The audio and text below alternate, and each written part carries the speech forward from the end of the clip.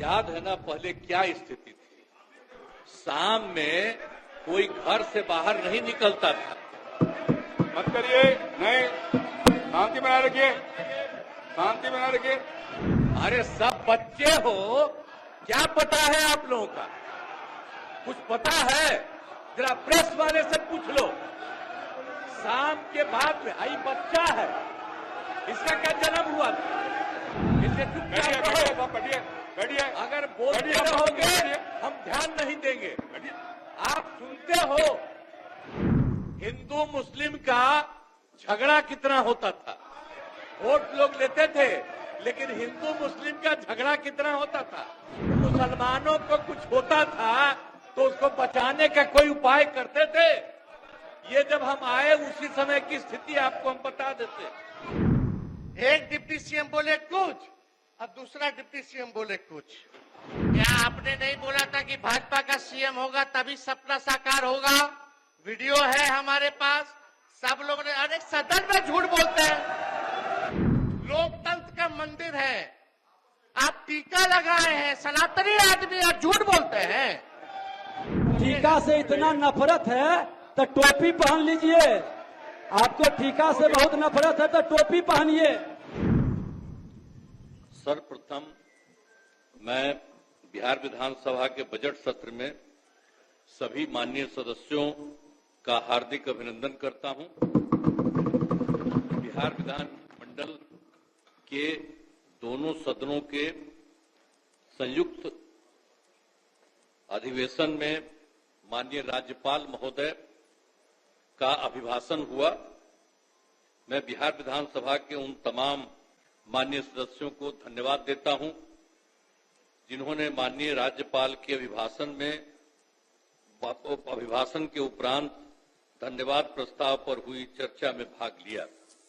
माननीय राज्यपाल महोदय ने अपने अभिभाषण में विस्तार से सरकार की उपलब्धियों एवं प्राथमिकताओं की चर्चा की है। राज्य सरकार की प्राथमिकताओं एवं अन्य मुद्दों पर सदन के समक्ष में मैं कुछ बातें रखना चाहता हूं। महोदय, हम लोग तो 24 नवंबर 2005 को यहां पर आए।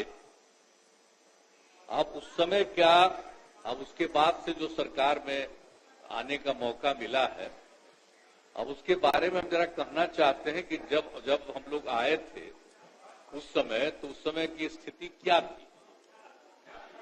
याद है ना पहले क्या स्थिति थी। शाम में कोई घर से बाहर नहीं निकलता था। मत करिए, नहीं, शांति बनाए रखिए, शांति बनाए रखिए। अरे सब बच्चे हो, क्या पता है आप लोगों का? कुछ पता है? जरा प्रेस वाले से पूछ लो। शाम के बाद में आई बच्चा है, इसका क्या जन्म हुआ था? कुछ है? इसे चुपचाप रहो। बैठिए, अगर बोलते रहोगे हम ध्यान नहीं देंगे। आप सुनते हो शाम के समय जब तक था 25 तक, तब तक शाम के बाद कोई घर से नहीं निकलता था। और आज का क्या हालचाल है और उस समय की क्या स्थिति थी? कहीं आने जाने का रास्ता नहीं था। हम भी केंद्र में मंत्री थे, हम भी एमपी थे। नेता बोल रहा है, और जब शांतिपूर्वक अपने सुनिए। इलाके में जाते थे तो हम पैदल ही जाकर के सब जगह जाना पड़ता था। कहीं कोई जगह होगा नहीं था। कुछ पता है? यही तो बता रहे हैं। और उसके बाद क्या हाल था? अब उसके बाद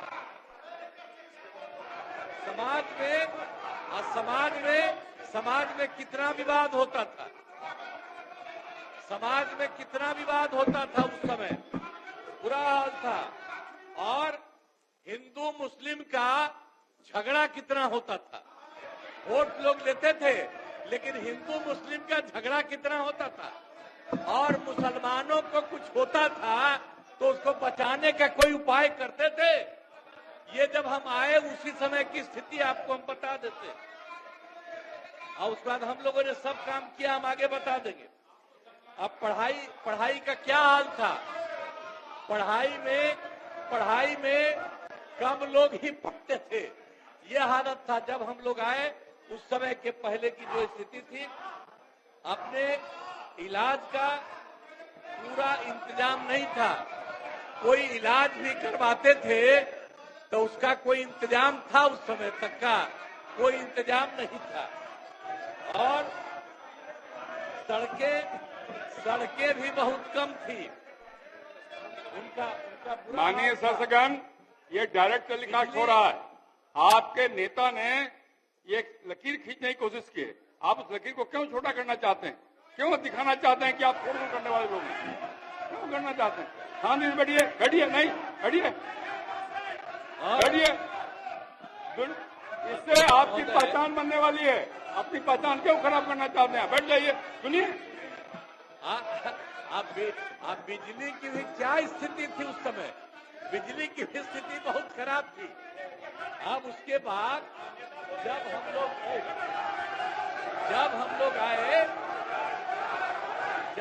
आए तो हम लोगों ने अब किसी प्रकार का डर एवं भय का वातावरण नहीं है।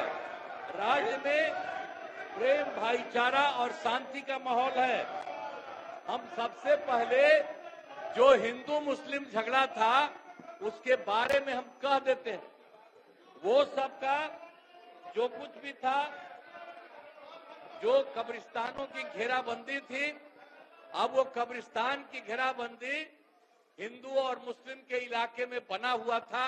वो सबको बड़ा मुश्किल होता था और कोई नहीं बचाता था। वोट लेते रहता था, लेकिन मुसलमानों का नहीं। लेकिन हम लोग आए और आते ही 2000, सुनो न यार, कुछ नहीं जाता है। अरे कुछ है। आपके जो सबसे बड़े नेता थे, उनका हमसे क्या रिश्ता था? कुछ पता है? ऐसे ही बोल रहे इन लोगों के साथ हो गए हो, बेकार का काम कर लिए हो। अब उसको छोड़ दो। हम अब यही कहना चाहते हैं कि पहले जो हिंदू मुस्लिम का झगड़ा था, हमने सबको, और हिंदू मुस्लिम का, और जो हम बता रहे थे कि उसका जो जगह था और उसमें दिक्कत होती थी, हम लोगों ने 2006 में ही उससे बात किया कि आपकी ये जगह कितनी है। उन लोगों ने लगभग हमको बताया था 8000 से थोड़ा ज्यादा कब्रिस्तान की घेराबंदी, और उसका हम लोगों ने पूरा का पूरा घेरा करवा दिया। और अब उसी समय से हिंदू मुस्लिम का कोई झगड़ा नहीं हुआ। और ये लोग झगड़ा करते थे और ये लोग कोई बात करते थे। अरे भाई, हम तो एमएलए थे, होकर के एमपी होकर हम चले गए थे। और उस समय भी यहाँ जो था तो वहाँ मुसलमानों के साथ क्या हो गया था। अब वहाँ पर जब हम जा रहे थे, 5 में घूम रहे थे, वहाँ के मुसलमान, हाँ भागलपुर, वहाँ का सब मुस्लिम लोगों ने हमको कहा कि साहब इतना पहले झगड़ा हुआ और ये लोग भी 15 दिन रहे हैं, ये लोग भी कुछ नहीं किए।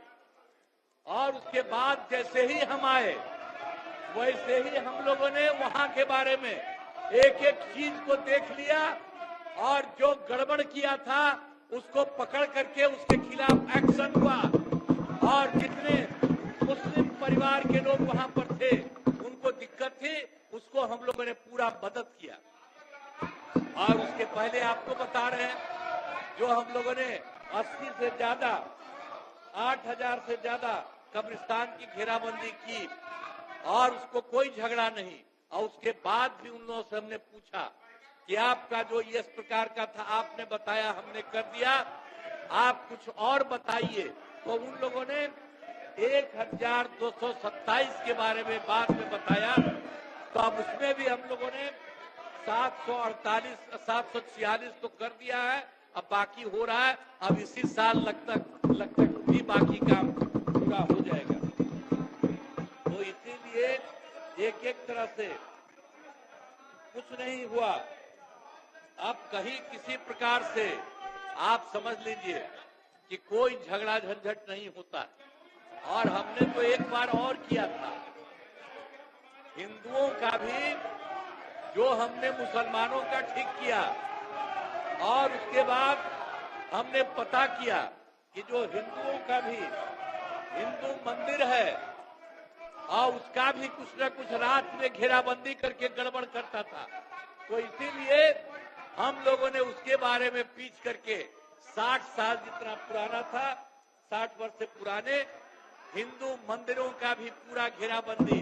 अब कोई हिंदू वाले में भी झंझट नहीं, तो मुस्लिम का भी जो कर रहे थे झंझट वो भी खत्म, और किसी प्रकार से कोई काम नहीं। पीछे रहने वाले थोड़ी हैं, ये तो मजबूत आदमी है। अब मजबूती थोड़ा दिखाइए। अटल जी के जन्मदिन पे आपने बोला था ना, अटल जी का सपना तभी साकार होगा जब बिहार में बीजेपी का मुख्यमंत्री होगा। और सम्राट चौधरी जी बोल दिए कि 15 साल और नीतीश जी काम करेंगे। एक डिप्टी सीएम बोले कुछ और दूसरा डिप्टी सीएम बोले कुछ। थोड़ा हो गया, अब थोड़ा तालमेल बना करके चलिए। और आपको तो आपस लेना पड़ा प्रेस कॉन्फ्रेंस करके 3 घंटा के अंदर, आपस नहीं वापस। इनके समझ अध्यक्ष महोदय 1 मिनट। नेता प्रतिपक्ष, इनको शायद पूरी चीज को देखें समझें। वो श्रद्धेय अटल जी बोले थे कि जंगल राज रजकता हटाना है तो कमल खिलाना है, सुशासन लाना है, एनडीए की सरकार बनानी है, और नीतीश कुमार को सुशासन के लिए लाया गया। क्या आपने नहीं बोला था कि भाजपा का सीएम होगा तभी सपना साकार होगा? वीडियो है हमारे पास, सब लोग ने। अरे सदन में झूठ बोलते हैं, सदन में काहे झूठ बोलते हैं? लोकतंत्र का मंदिर है, आप टीका लगाए हैं, सनातनी आदमी और झूठ बोलते हैं। झूठ बोलने की जिम्मेवारी आपकी है। नेता प्रतिपक्ष विजय सिन्हा अपने पार्टी के पक्ष में पार्टी के घर के अंदर बात करती है, बाहर नीतीश कुमार सुशासन स्थापित करने के लिए आए, एनडीए की सरकार बनी, और टीका से इतना नफरत है तो टोपी पहन लीजिए। आपको टीका से बहुत नफरत है तो टोपी पहनिए। माननीय नेता प्रतिपक्ष, माननीय नेता प्रतिपक्ष, माननीय नेता प्रतिपक्ष, अध्यक्ष हम कोई सुन लीजिए ना, यहाँ कोई झूठ नहीं बोलता, असत्य बोलता। चलिए असत्य हाँ, उसको बोलिए, कर दीजिए, अपनी बात आगे बढ़ाइए, बात आगे बढ़ाइए। आपस ले लेते हैं, असत्य जोड़ दिया जाए। अध्यक्ष महोदय, अब भाजपा के लोग कब तक पिछलग्गू बन के रहेंगे विश्व की बड़ी पार्टी? कभी तो अपना कौन चेहरा है भाई? चेहरा है ये नहीं, कब बनाइएगा अपना मुख्यमंत्री? अटल जी का सपना साकार करना है ना।